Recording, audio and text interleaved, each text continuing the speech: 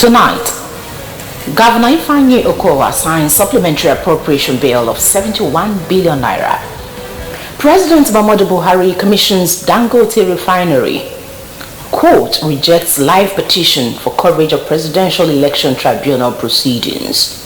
Abroad, Greek Prime Minister receives mandate to form coalition government.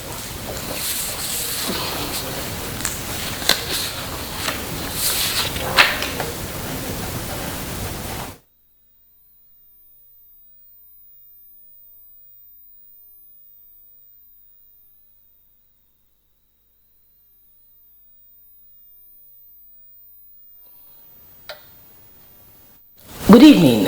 Thank you for joining us on Delta Television News tonight. My name is Onome Iyaroe.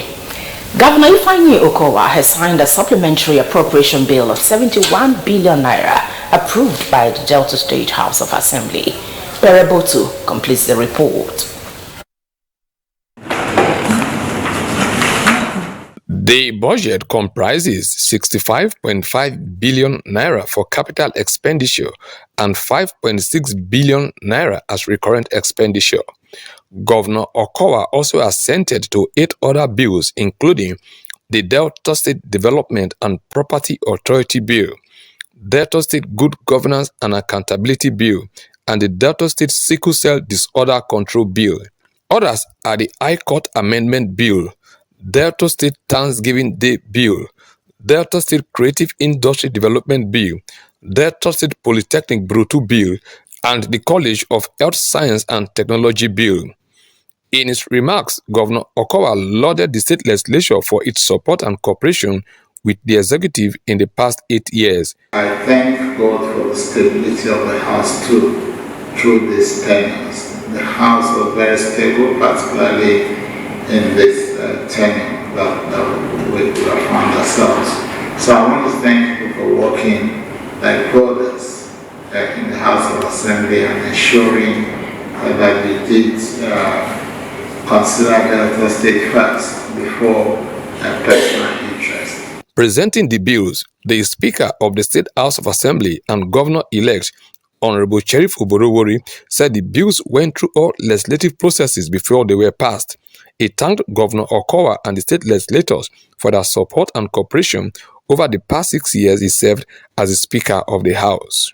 Addressing journalists shortly after the signing of the bills, Honorable Oborowori said he was eager to translate his experience in the legislative arm to the executive arm of government and gave an assurance that his more agenda would advance the state further. No, but it's good. So, as having experienced the executive, and now move to the legislature, now going back to the executive, that's, give me more opportunities to understand the state I want to govern. And I know that with my experience in the legislature and coming in as a governor, I will be able to do well. I'm very happy.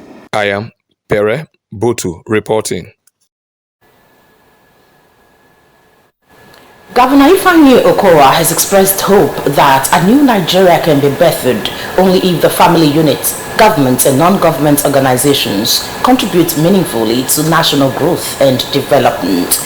Governor Okowa stated this during the inauguration and official handing over of the Lady Oak Cancer Care Center to the Delta State government at the Central Hospital, Agbo, built by a non-governmental organization, the Lady Oak Association. Again, Perebotu has details. Cancer Center. Governor Okowa noted that much could be done to unite the family and the nation, adding that all stakeholders must contribute to building a better society, as government cannot do it alone. Nigeria is actually disintegrating, not the way that people see, but because the family unit is broken. We are actually becoming a broken nation. There's a lot to be done. And therefore, every association, well-meaning such as yours, and all others, this is the time for all of us to rise up and become builders of the society. He thanked the Lady Oak Association for the Cancer Care Center and suggested strong advocacy to enable persons affected by cancer to come out early for counseling and treatment. He said students of the School of Medical and Earth Science of the University of Delta Agbo would utilize the Central Hospital, the Trauma Care Center, and the Lady Oak Cancer Care Center Agbo for their clinicals.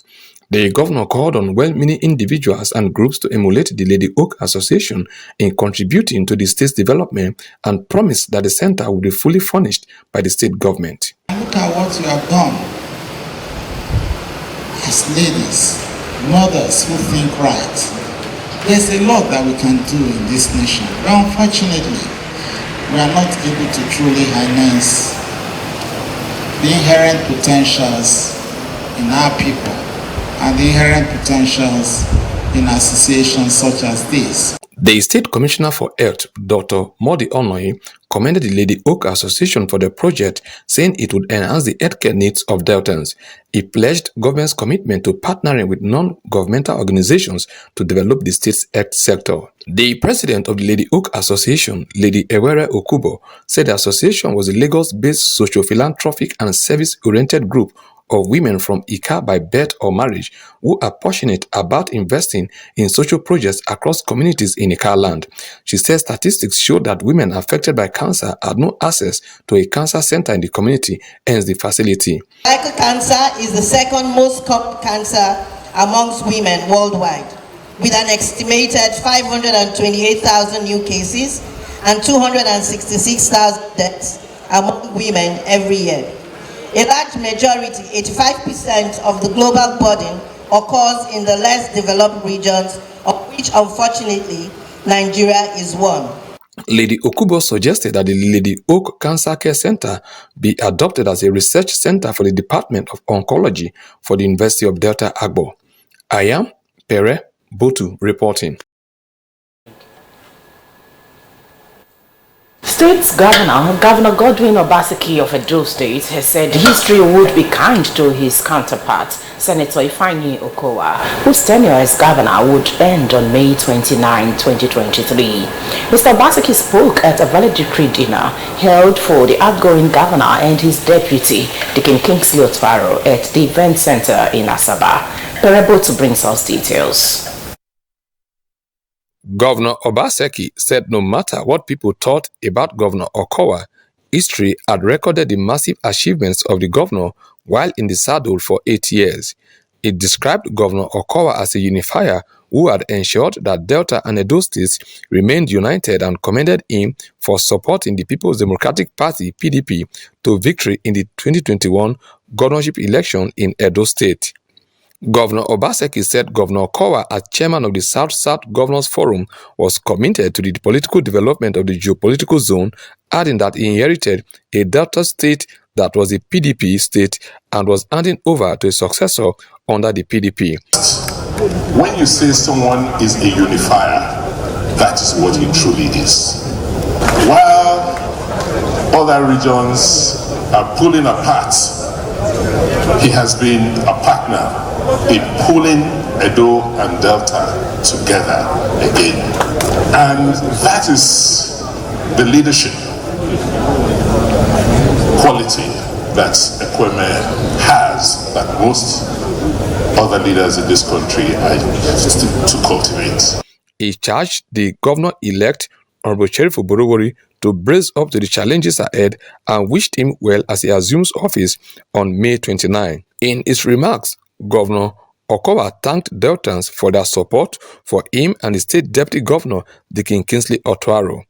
He commended the state legislature and the state judiciary as well as civil servants for their contributions to the success of his administration, adding that God saw him through all the challenges he faced as governor.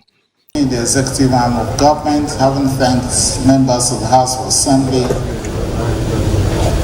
there are so many things we set out to do. I believe that we have achieved a lot, but it is impossible to finish everything that you have in your heart.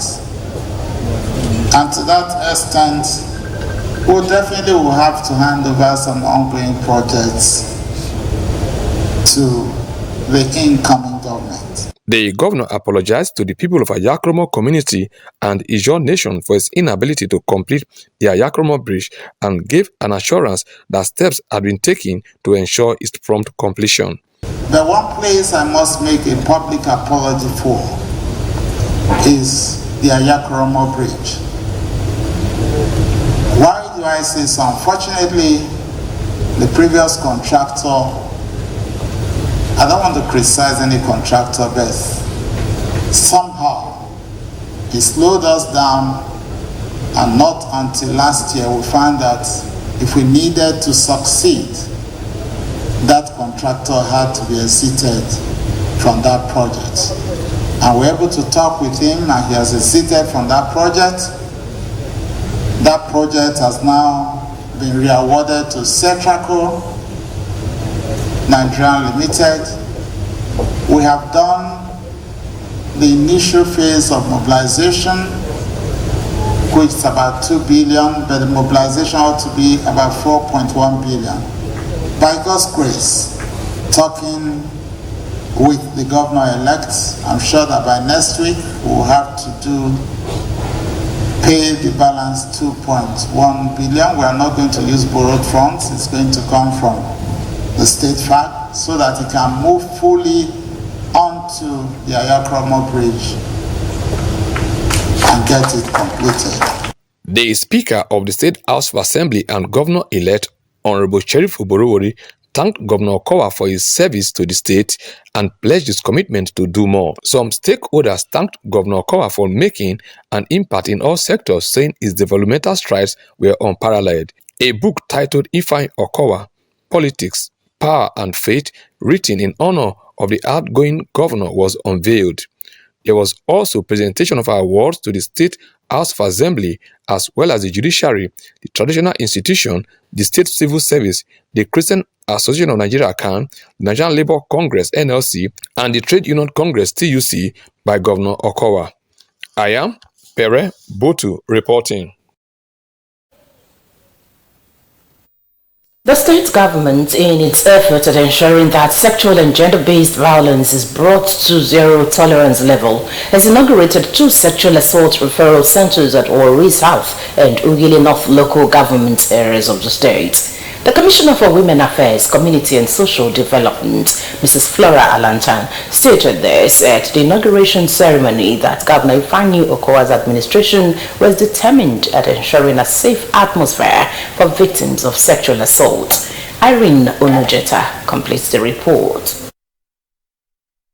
Mrs. Flora Alantan, represented by the Permanent Secretary in the Ministry, Mrs. Ogenekere Agas, said the Sexual Assault Referral Center was of international best practice to bring succor to victims of rape, where victims could get fair hearing from Ministry of Justice, special welfare officers from Women Affairs, as well as medical health personnel. She called on stakeholders in partnership with the Sexual Assault Referral Center to ensure quick response to victims of rape in order not to lose facts that could facilitate investigation.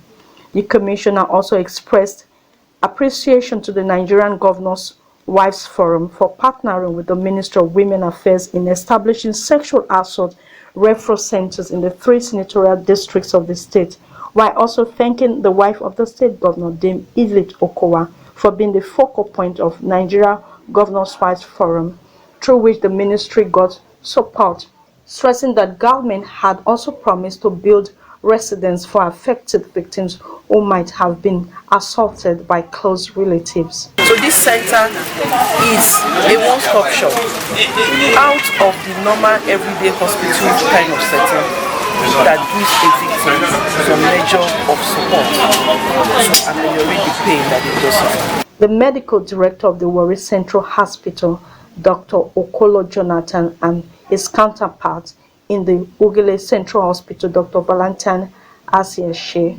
promised to do all within their limits in line with the policies of establishing the Sexual Assault Referral Center. And they evaluated, we're giving all the logistics, all the psychological, medical treatment and support.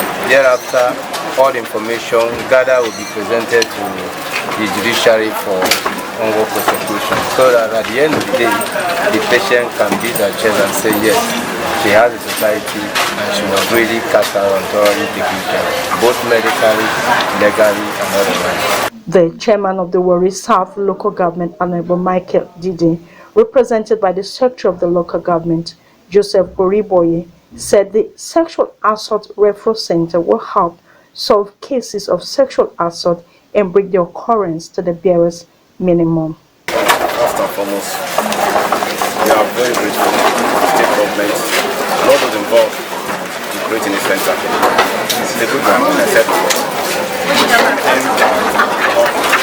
help humanity, to help those who will be victims of sexual assault. So it's a very good one. There were goodwill messages from the body of female lawyers, FIDA, and the police, among other stakeholders. Oh, it's wonderful because it's actually something close to my heart, because back then we've been attending to rape cases specifically, and you can't believe the trauma that these people express. In fact, it's terrible, and for the government to be disinterested in cases like this, the gender-based violence, we're quite appreciative. Irene Onajeta reporting. Flood victims in the state have been assured of government support to ameliorate the impact of the disaster on them. The chairman of the board of the Niger Delta Development Commission, NDDC, Mrs. Loretta Onochie, gave the assurance while flagging up the distribution of presidential palliatives to flood victims in the Niger Delta. Caroline Ubini completes the report. Represented by the Chief of Staff, NDDC Governing Board, Mr. Andy Uwejeyan, Mrs. Onochie said President Muhammadu Buhari approved the relief materials because of the flood that destroyed farmlands, homes and businesses in the Niger Delta. She explained that the relief materials could not replace the loss suffered by the people, but would give a sense of belonging to them. The NDDC chairman said the affected communities were identified by the National Emergency Management Agency, NEMA, through the needs assessment in order to effectively distribute the relief materials to the affected areas. We are aware that no amount of relief provided by the government can replace the losses as a result of the flood. However, it is a candid belief that the relief items will help alleviate the burden currently faced by our people. Let us also state at this junction that it is not just physical distribution of materials, rather it represents compassion and empathy of the government towards the people. The State Commissioner for Special Duties, Mr. Jombul Edema, represented by the Director of the State Emergency Management Agency, Mr. Caro of MSO, thanked the federal government for the gesture and promised to distribute the items to beneficiaries affected. He said 17 local governments were affected by the flood last year. Like we have promised, will be distributed as they have highlighted. The Director of Environmental Management and the Ministry of the Niger Delta Affairs, Mr. Mustafa Kopada, said the distribution of the palliatives was in line with a federal government directive to provide palliative to last year's flood victims. He said the Niger Delta was hit by the flood, which submerged communities, and commended the federal government for providing succor for the victims. State is to ensure that the materials will get to the beneficiary communities.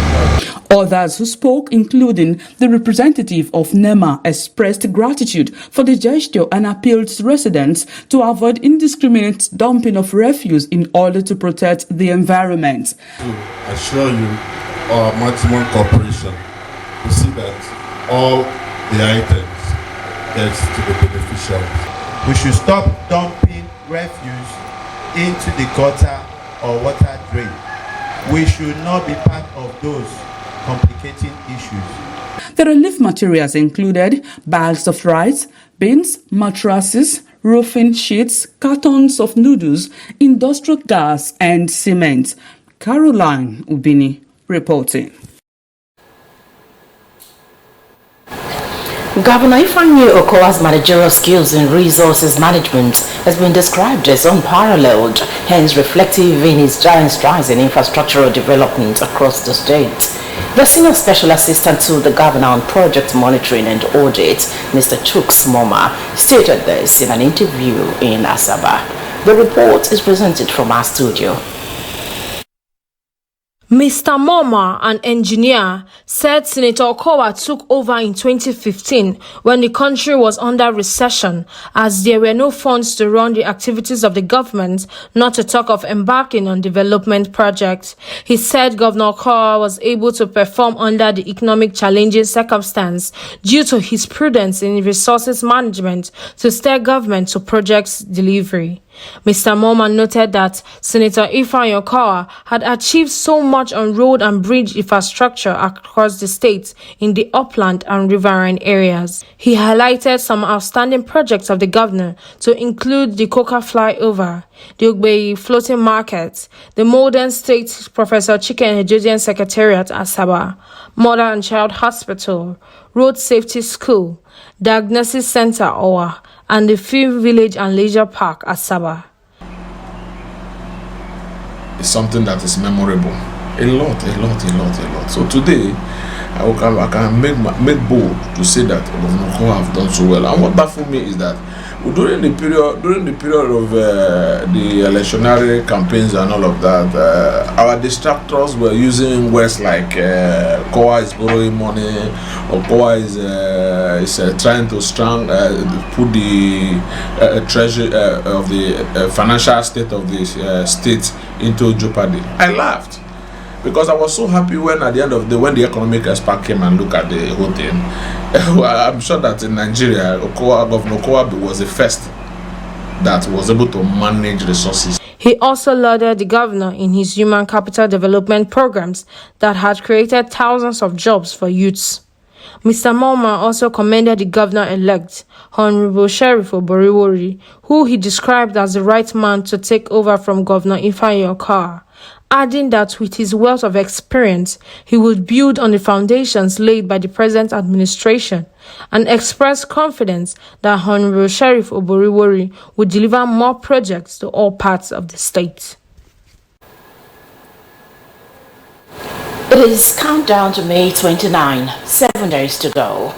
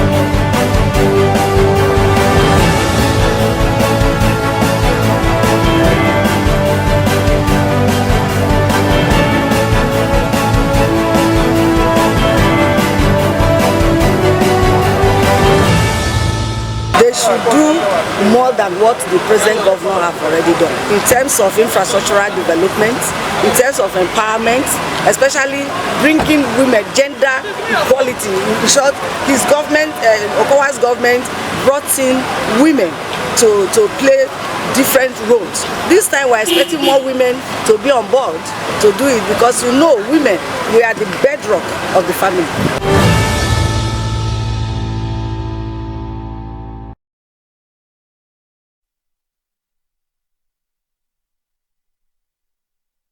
Buhari has commissioned a $19 billion single-train oil refinery, the largest of its kind in the world, and built by Africa's billionaire businessman Alhaji Aliko Dangote.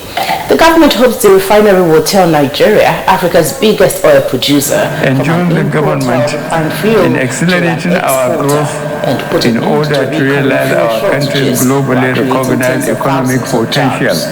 The size of about when I travel around Africa, and meet and engage my brother head of state. And I'm delighted some of their excellencies are here. I often sense a quiet expectation that our country is blessed with resources and human capacity to lead Africa's right to economic prosperity and the attainment of Agenda 2063, the Africa we all want. But to achieve the goals of Agenda 2063, Africa must come together. We must integrate our economies, eliminate barriers to trade, and energize our youthful population to scale up our productive capacity. We must create necessary conditions for our private sector to grow and partner with the public sector to accelerate economic growth across the continent. We must not allow outside powers to use some of our leaders to destabilize our economic and political trajectory. The footprints of the Dangote Group and other Nigerian entrepreneurs are popping up in increasing number of sister African countries. The presence at this event of my brothers from Ghana, Togo, and Niger and Senegal is evidence of the progress in this regard. Let me add my warm welcome and appreciation to my brothers, His Excellency Nana Akufo-Addo of Ghana, His Excellency Faure Gnassingbe of Togo, His Excellency Mohamed Bazoum of Niger, and His Excellency Maxel of Senegal, and the representative of Chadian President. Stated this while giving the welcome address to Jerry. I am confident that my successor, His Excellency, the national anthem. Haji Dangote said the project was a realization of a clear opportunity for Nigeria, citing the African Union's commitment to the creation of an African common market through the African continental. This is the Dangote dredged, costing approximately 300 million euros. The facility is expected to produce premium motor spirit, petrol, diesel, automated gas, aviation jet fuel, and dual-purpose energy.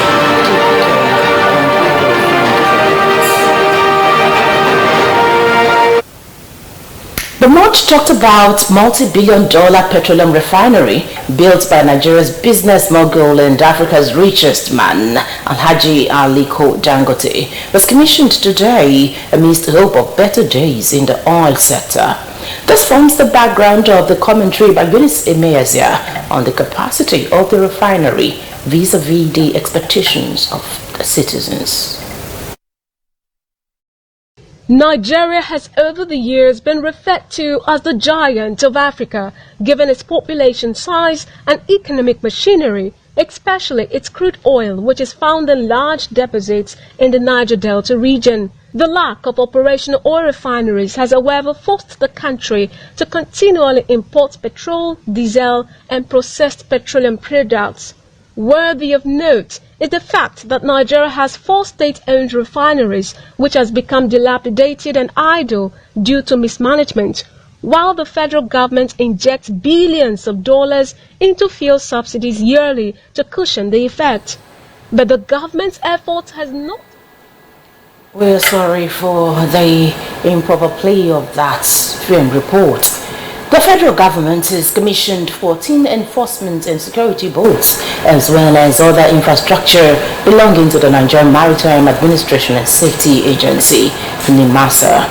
The facilities were part of the $195 million Deep Blue project aimed at enhancing the nation's maritime security and capacity in line with the best global practices.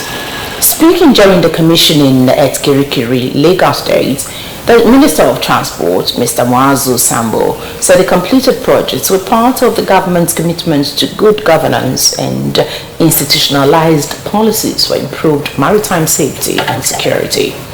Other projects commissioned by the minister include 5 new patrol and security boats, 5 refurbished search and rescue pollution control boats, 4 staff ferries, a search and rescue clinic, and an administrative building.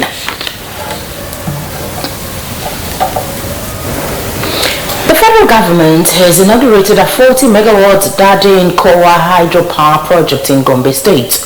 The plant has the capacity for electricity generation, irrigation of over 30,000 hectares, and has the capacity to process over 50 million liters of water per day. Mabon Group, a conglomerate, was awarded a 25-year build, operate and transfer concession to the Dadin-Kowa hydropower plant project. The managing director of Mabon Limited, in his remark at the commissioning of the project in Gombe State, thanked the federal government and the government of Gombe State for their efforts towards making the project a reality. He assured different stakeholders of effective beneficent management of the facility. The MD noted that the project would produce 40 megawatts of electricity for the people and companies that reside in the region. It will also be used for fisheries, irrigation control, and the protection of biodiversity downstream and upstream. This will be accomplished through the capacity of the dam, which stands at 2.8 billion cubic meters reservoir capacity, a storage capacity of 1.77 billion cubic meters, and depth storage of 1.1 billion cubic meters. President Muhammadu Buhari will be physically absent at the official commissioning of the second Niger Bridge, scheduled to hold tomorrow. According to sources in the Works Ministry, the 336 billion naira bridge, regarded as a legacy project, will be commissioned alongside 6 other road projects by the President via an online platform, Zoom. One of the sources, however, noted that the Lagos-Ibadan Expressway is not part of the 6 road projects scheduled to be commissioned, despite promises by the Minister of Works and Housing, Babatunde Fashola, to ensure its completion before April 30. Meanwhile, staff of the ministry are already in Asaba as preparations are in top gear for the occasion tomorrow. Also, the President's Special Assistant on Digital and New Media, Tolu Ogunlesi, hinted that some projects will be formally open for the public use during the transition week of the outgoing President on Sunday.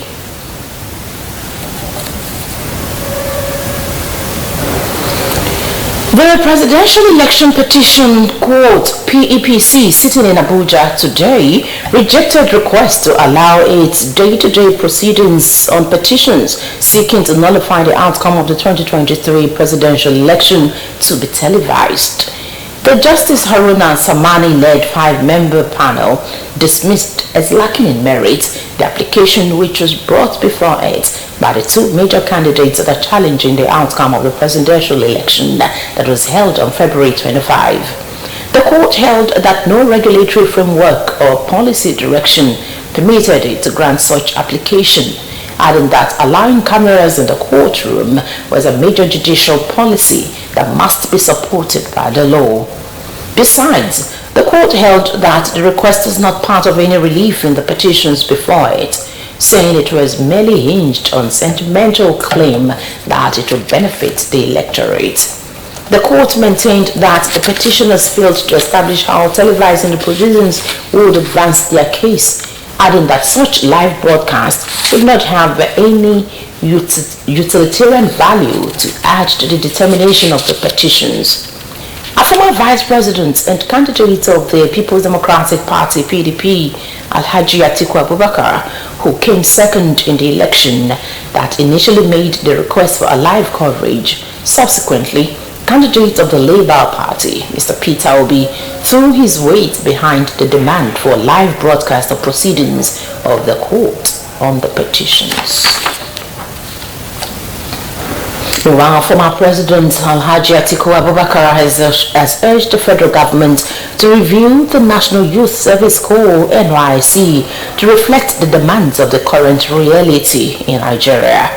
Alhaji Atiku stated this today as Nigeria celebrates the 50th anniversary of the NYSC scheme, which was founded on the 22nd of May 1973 by the former head of state, Yakubu Gowon.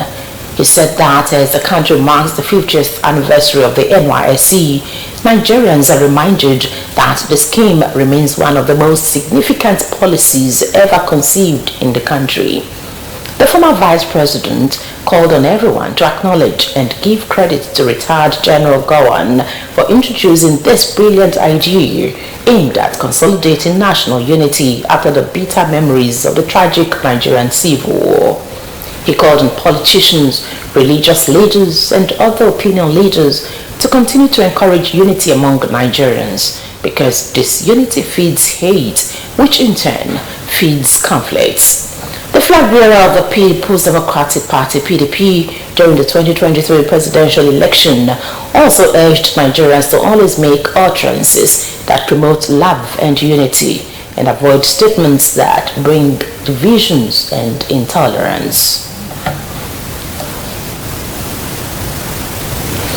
The Nigerian Association of Resident Doctors has directed its members to resume work today following a 5-day nationwide warning strike embarked upon by its members. NARD, after its extraordinary National Executive Council meeting, said it would review federal government's commitment to resolving the issues in the next 2 weeks. The association on Friday signed a memorandum of understanding with the federal government to address the issues raised by the resident doctors. Recall that NARD on May 17 embarked on a nationwide strike to press home its demands from the federal government. The doctors are demanding immediate massive recruitment of clinical staff in the hospitals, immediate withdrawal of the bill seeking to compel medical and dental graduates to render 5-year compulsory services in Nigeria before being granted full licenses to practice. Immediate infrastructural development in the hospitals with a subsequent allocation of at least 15% of the budgetary provisions to health in line with the 2001 Abuja Declaration. Other demands are immediate payment of the 2023 Medical Residency Training Fund in line with the agreements reached at the stakeholders meeting convened by the Federal Ministry of Health on February 15, 2023. The immediate increment in the consolidated medical salary structure to the tune of 200% of the gross salary of doctors, among others.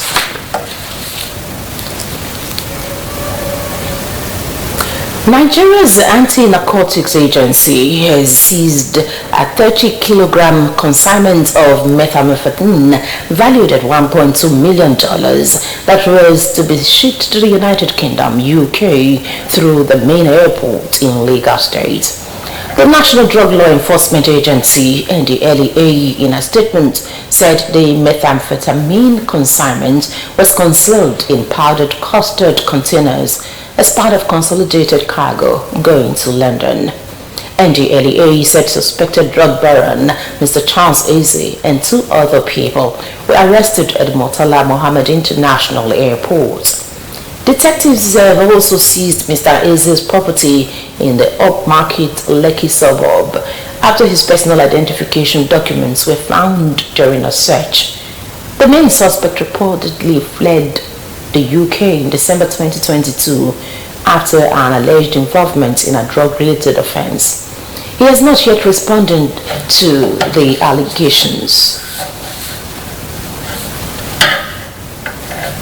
You're watching the Delta Television main news. Still to come, Greek Prime Minister receives mandate to form coalition government. Details of this and more after the break. Stay tuned. Halima has always been a girl after my heart, and in every way I want the best for her. My name is Mrs. Adesanya Adeshala. I am Halima's mom. I didn't actually discover the ULesson app, Halima did. I got a call from someone from ULesson who noticed Halima has been on the app. I was convinced, we made payments. You know, kids, when they want something, they will always be on your neck. Halima has always wanted to be a medical doctor. She had difficulties in maths and biology. I've been helping her, and in doing such is by subscribing to the U-Lesson app for her, because it has been really helpful. She's been getting better grades. I would recommend U-Lesson to every parent out there. If as a parent you know you want the best for your kid, I would recommend you just put them through. Subscribe to the U-Lesson. Subscribe to U-Lesson. It's just the best for you.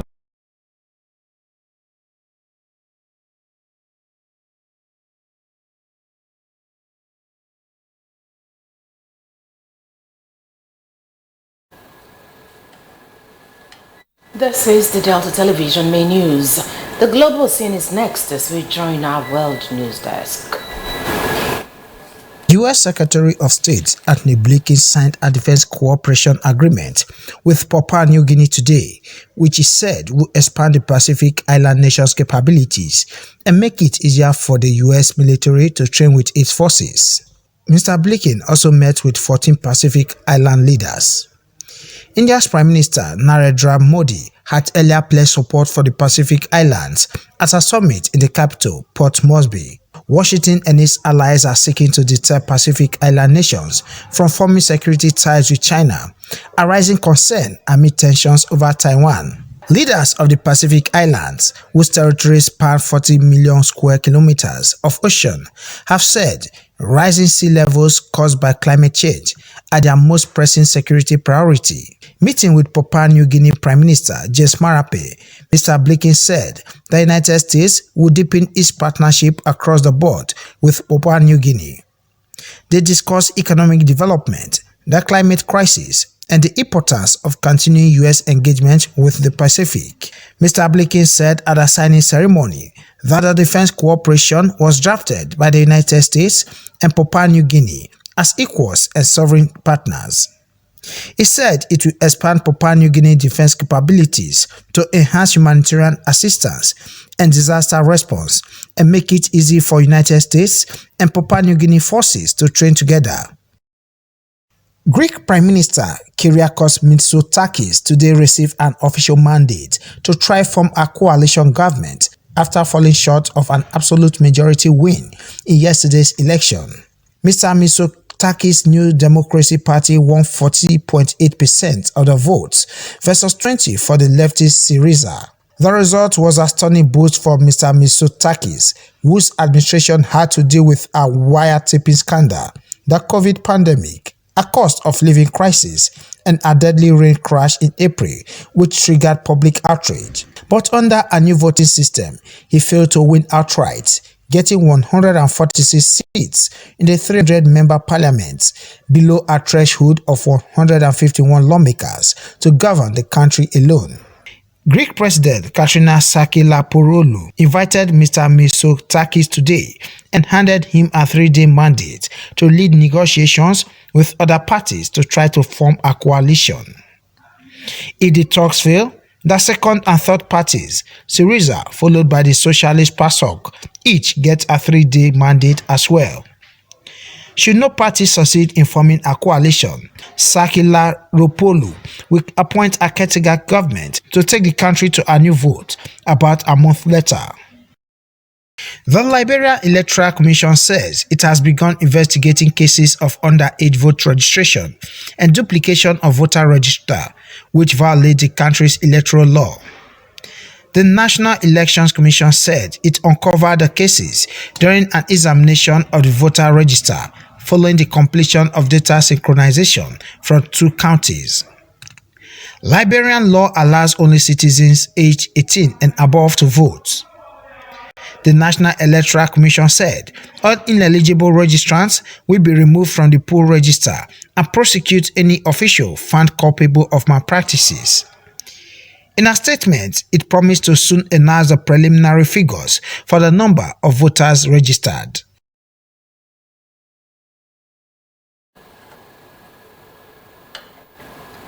The State Commissioner for Primary Education, Chief Sunday Onorode, has described primary school heads as dependable partners in the development of the state's education primary subsector. Chief Onorode stated this when the primary school heads, led by their chairman, Comrade Eddie Mesere, paid him a farewell visit. The commissioner, who stated that as managers of primary schools in the state, the primary school heads had been very supportive, described his experience as Commissioner for Primary Education in the state as worth the while. Chief Onorode said he approached his assignments with utmost commitment to get needed results and attributed his success to the support and cooperation of the Permanent Secretary, Mr. Augustine Oworo, as well as other staff of the Ministry of Primary Education.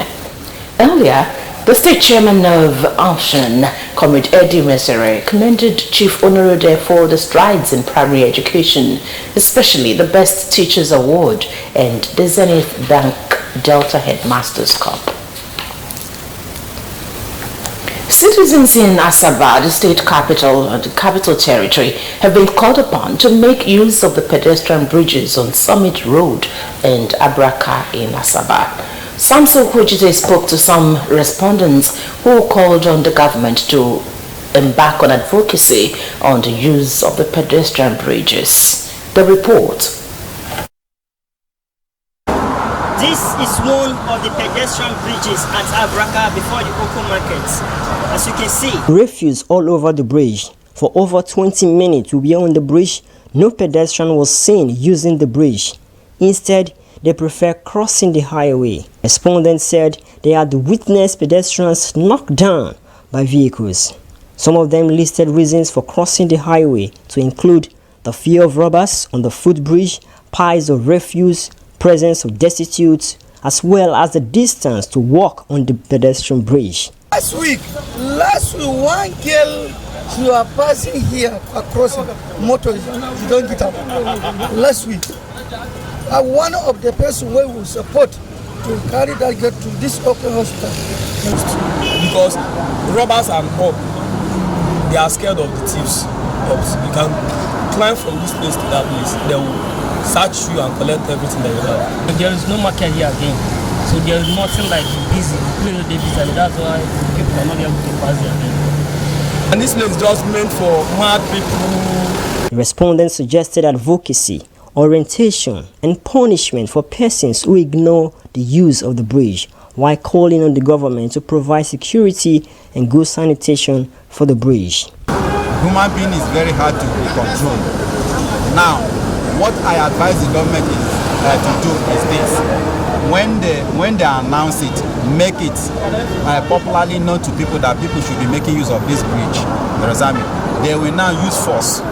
Because without force, people will not make the use of the bridge. Everywhere, pedestrian bridges are constructed to make crossing safe for pedestrians and other road users. Respondents have suggested that there should be sanctions and proper reorientations for pedestrians to make use of the pedestrian bridges. For Delta Television News, I am Sams Ojite reporting. A 60-year-old man, Mr. Josiah Itiaka, who has a spinal cord injury from an accident, has appealed for assistance to enable him undergo a surgery. Mr. Itiaka made the appeal when he visited Delta Broadcasting Service, DBS, Asaba, to narrate his ordeal. He spoke with Gift Unosha. Mr. Itiaka said he sustained a spine injury in a car accident 8 years ago, resulting in paralysis from his waist down. He said doctors at the State Specialist Hospital, Asaba, had recommended surgery to enable him work again. The treatment has been estimated at 3 million naira. Being in one position, in one sitting position, the leg has been swelling up because I've not been moving. I do not walk or do any other work for economic benefits. I'm begging the general public, heart-spirited men of God, individuals, organizations of any kind, to assist me to foot this bill so that I can be treated and get well. A brother to Mr. Itaka's brother, Azuka, who accompanied him, said the family has spent much trying to make the accident victim work, but not afford the cost of further treatment. Work. I'm begging you people, by the grace of God, I take beg una, make una help us. Make una help us. Say I don't dey tired. Now me dey carry am from morning till night. Now me go carry am up. Now me go lift am. Now me go carry am dey waka, dey go. Make una help me. I no dey do anything again because of my brother. Mr. Itaka, who hails from Akukibo in the Shimile North local government area, have pleaded with good-spirited individuals and groups to come to his assistance and restore him to good health again. Give to Nosha reporting. Let's join our business news desk for more happenings in the business sector. The International Monetary Fund has stated that the adoption of Nigeria's digital currency e-Naira by Nigerians has been disappointingly low. In a report, the IMF said the phased approach chosen by the Central Bank of Nigeria was to blame and its inability to force usage.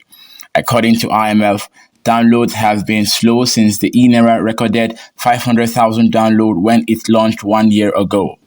After reaching 500,000 downloads, it took 63 days to record 100,000 downloads, adding that after additional 143 days, the e-Naira peaked at 700,000, but as of the end of November 2021, only 860,000 retail wallet downloads have been recorded, while merchant wallets are only 100,000 downloads. The Nigerian manufacturing sector is struggling with rising levels of unsold goods, with inventory stockpiles up 22% to 469.66 billion naira in 2022 from 384.58 billion naira in the preceding year. Also, industry operators are saying the situation is worsening. A report from the biannual economic review of the Manufacturers Association of Nigeria, the umbrella body of manufacturers in Nigeria, attributed the rise in inventory to a drop in the purchasing power of Nigerian occasioned by sustained inflationary pressures and worsened by the cash crush that hit the economy in the first quarter of 2023. In the wake of the Naira redesign policy, analysis of the report shows that the rise in inventory is despite a 9.7% decrease in the manufacturing sector factory output to 6.67 trillion naira in 2022 from 7.39 trillion naira in 2021. The Debt Management Office has refuted the claim by non-governmental organization Socio-Economic Right and Accountability that Nigeria has defaulted in repaying its Chinese loans. SIRAP, in a statement yesterday, hailed the judgment that ordered the present regime led by the President, Major General Muhammadu Buhari, to account for how it spent $460 million obtained from China to fund the Abuja closed-circuit television project, which later was not implemented. The NGO also quoted a report in its statement saying Nigeria has failed to repay loans for which penalties stand at 41.31 billion naira. But DMO in its rebuttal said the statement is false as Nigeria has not defaulted in its loan repayment. It said Nigeria is fully committed to housing its debt obligation and has not defaulted in any of its debt service obligation.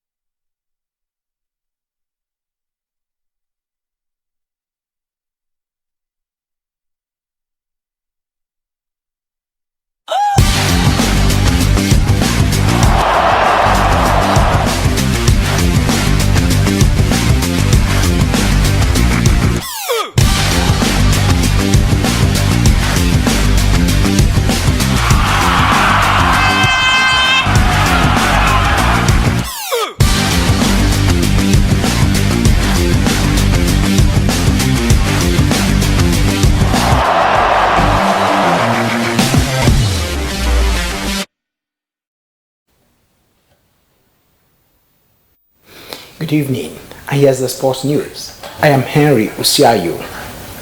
The coach of the Flying Eagles, Lada Bosso, has assured that the team will work on their scoring ability ahead of Wednesday's clash against Italy in the ongoing 2023 Under-20 World Cup. Nigeria won their opening game but had to do it the hard way as it came from behind to secure a 2-1 win over انطلاقة لمصلحة نيجيريا وصلت اليوم الأسماء التي بقيت فيما بعد في عداد يعني الأسطوري التاريخي ويصل إلى الذروة في قطر 20 لصالح نيجيريا.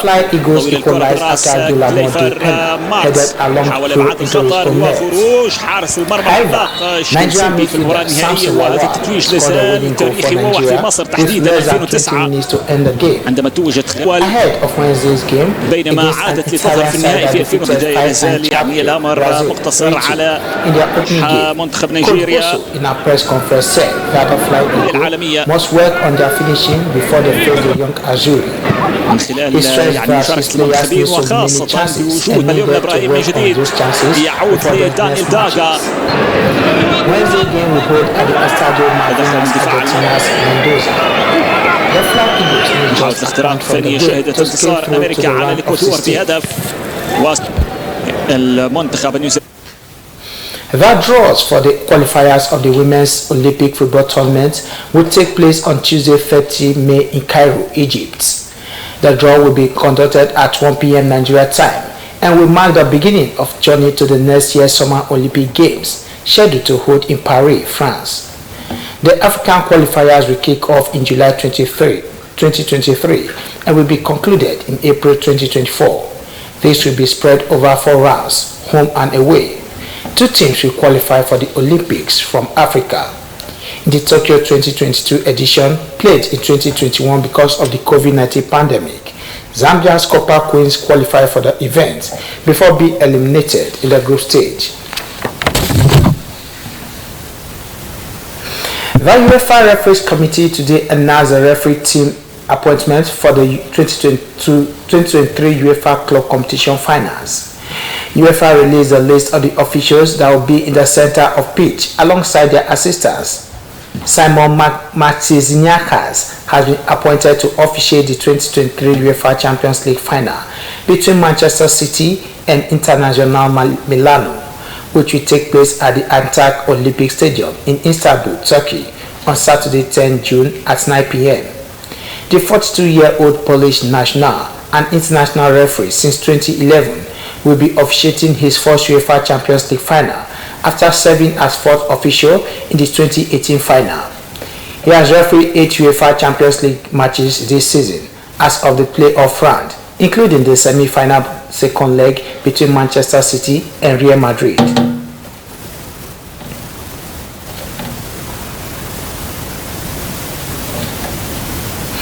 And that ends the sports news. I am Henry Usiayo. Back to Onome for the rest of the news.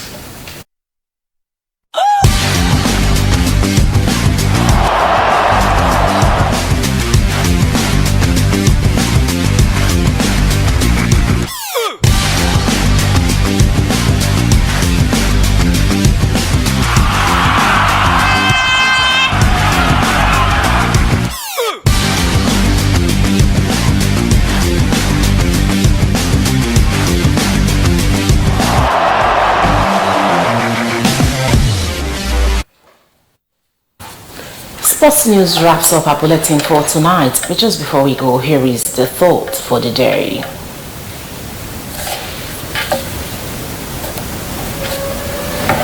Life's meaning is not in following someone else. It is in the unfolding of one's own self. It is not a process of becoming like someone else. It is to be oneself.